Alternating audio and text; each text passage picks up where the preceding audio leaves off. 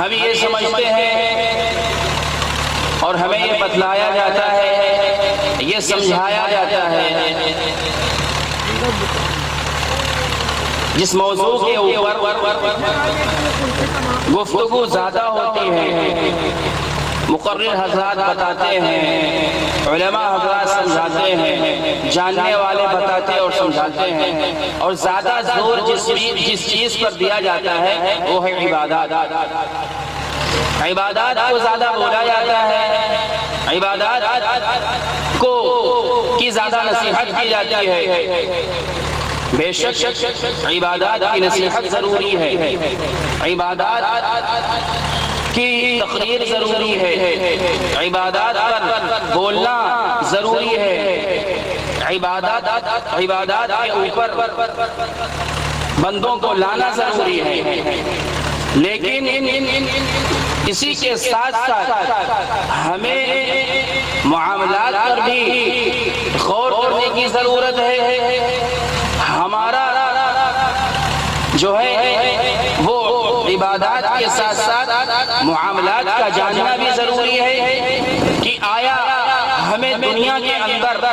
کس طرح زندگی گزارنی ہے، ہمیں مسجد سے باہر بازار کے اندر کس طریقے سے زندگی گزارنی ہے، ہمیں دکان کے اوپر بیٹھ کر کے کس طریقے سے سامان کو فروخت کرنا ہے، ہمیں گھر میں جا کر کے کس طریقے سے ہمارے والدین کے ساتھ، بیوی بچوں کے ساتھ، رشتہ دار کے ساتھ اور دوسرے اقارب اور اعزاء کے ساتھ رہنا ہے، اور ہمیں کس طریقے سے اپنے اور غیر کے ساتھ رہنا ہے، اور کس طریقے سے ہمیں مسلم اور غیر مسلم کے ساتھ رہنا ہے۔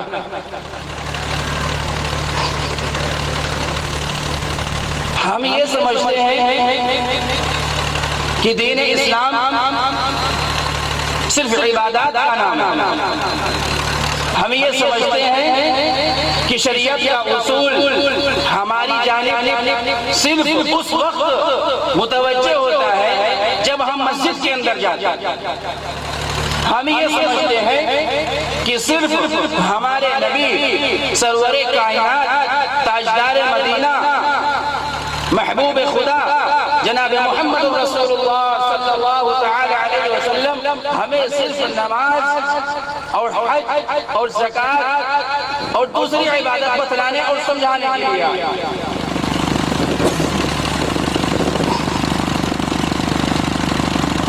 ہم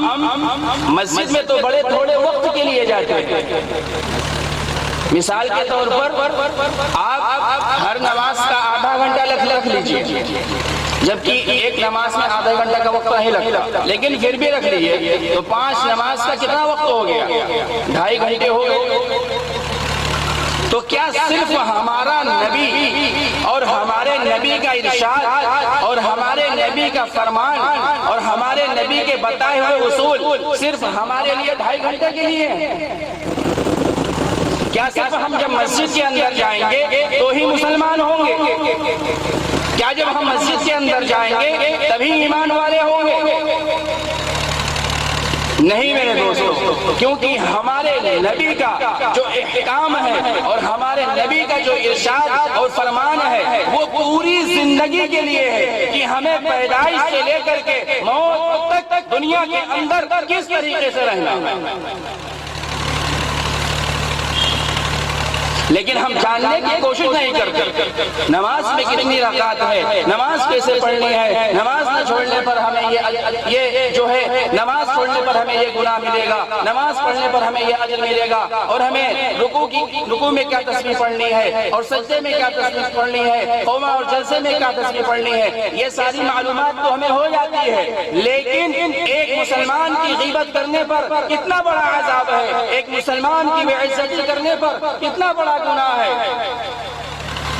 کسی کی عزت کو تاٹار کرنے میں کتنا بڑا عذاب ہے، کسی کے ساتھ معاملات کو خراب کرنے میں، کسی کا پیسہ دبانے میں، کسی کی امانت میں خیانت کرنے میں، کسی کی بہو بیٹی کی عزت کے ساتھ کھلواڑ کرنے میں کتنا بڑا عذاب ہے، یہ ہم سوچتے نہیں اور ہم یہ فکر نہیں کرتے۔ آج ہمارا معاملہ لوگوں کے ساتھ کس طریقے سے ہے؟ آج ہمارا معاملہ ہمارے پڑوسی کے ساتھ کس طریقے سے ہے؟ آج ہمارا معاملہ اپنوں کے ساتھ کس طریقے سے ہے؟ آج ہمارا معاملہ غیروں کے ساتھ اور غیر مسلموں کے ساتھ کس طریقے سے ہو گیا؟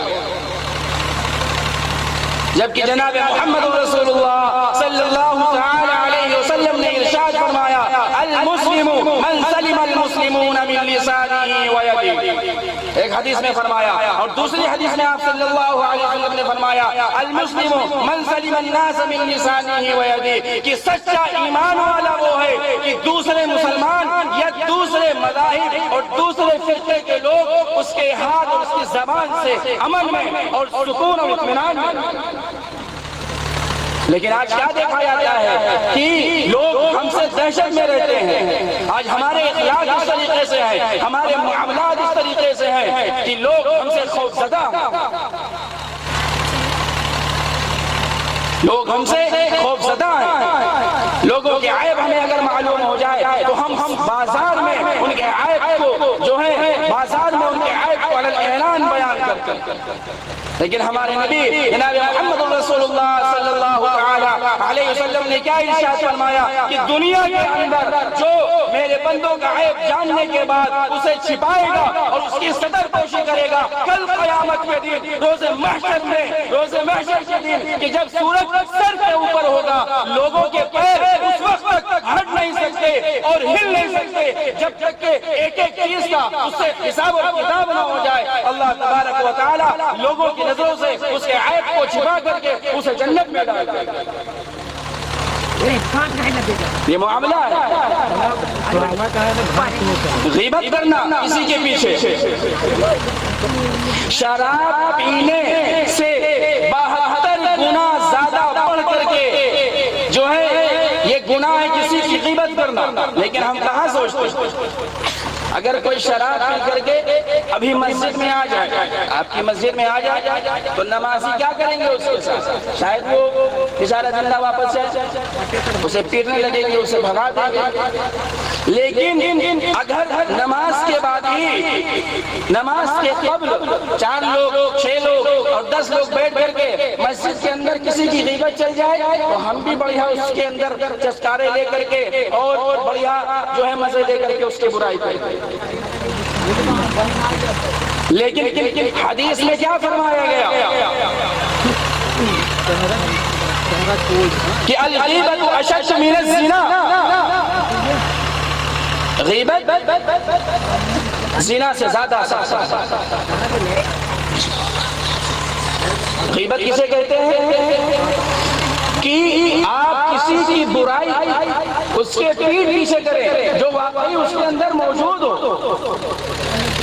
اور اگر اس کے اندر موجود نہ ہو اس کے بارے میں آپ بات کریں تو وہ تو تہمت اور الزام ہو۔ جو برائی اس کے اندر ہو اور آپ اسے بیان کریں، واقعی میں اس کے اندر برائی ہو اس کو آپ بیان کریں، اس کو غیبت کہتے ہیں، اس کے اوپر اتنی بڑی سزا، کیونکہ اس سے معاشرے میں بگاڑ پیدا ہوا کہ اس سے برائی کرنے سے 10 لوگ اس سے بدزن ہوتے ہیں، اس کو برا سمجھتے ہیں۔ تو میرے دوستو، معاشرت اور عبادات، آپ صلی اللہ علیہ وسلم نے ہمیں زندگی گزارنے کے آداب بتائے، ہمیں گھر کے اندر کس طریقے سے رہنا، ہمیں باہر کس طریقے سے رہنا، اگر ہم ٹھیلا لگاتے ہیں تو ہمیں اپنا سامان کس طریقے سے فروخت کرنا، ہم فٹ پاتھ پر سامان لگاتے ہیں تو ہمیں کس طریقے سے سامان اپنا فروخت کرنا۔ یہ اصول بتائے شریعت نے صرف نماز کے اصول نہیں بتائے، صرف حج کے اصول نہیں بتائے، صرف زکوٰۃ کے اصول نہیں بتائے، صرف صدقات اور نوافل کے اصول نہیں بتائے، بلکہ آپ کو تجارت کیسے کرنا ہے، آپ کو بیوی کے ساتھ کیسے رہنا ہے، آپ کو بچوں کی پرورش کیسی کرنی ہے، ماں باپ کے حقوق کی ادائیگی کیسی کرنی ہے، یہ ساری کی ساری چیزیں بتائی۔ اور یاد رکھو یہ عبادات جس کا تعلق حقوق العباد کے ساتھ ہے، اگر اس کے اندر گڑبڑی ہوگی، بندوں کے ساتھ معاملہ خراب ہوگا تو صرف عبادت سے کام نہیں چلے۔